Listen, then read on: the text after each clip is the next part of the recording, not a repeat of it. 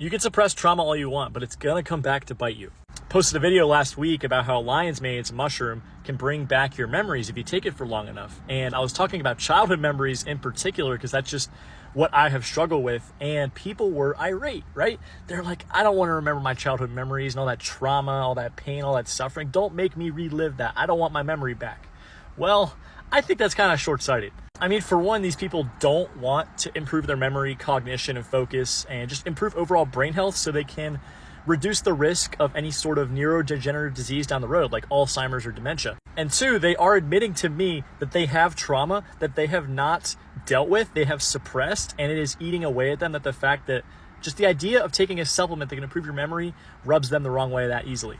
And three, when you leave those pains, those traumas unaddressed for a long time, it's kind of like a virus. It festers. It slowly grows in strength and in its just dark nature, and it'll come back to bite you when you're least ready for it. I've seen it in relationships, whether it's romantically or business or just like friendships, family, that kind of thing.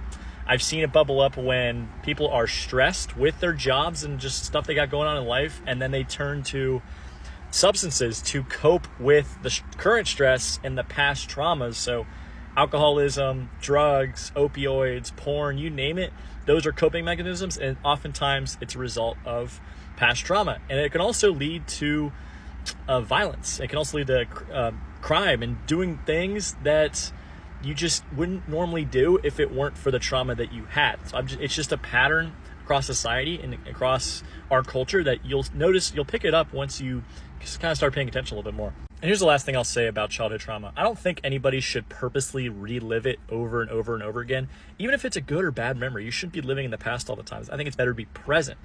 But if you don't accept it, or if you don't, take responsibility for those things that happened, like I said before, it's going to come back to bite you. So, and that's not necessarily your fault if you had, an abusive relationship with someone, or you had just terrible things happen to you, you grew up poor, whatever it is, right?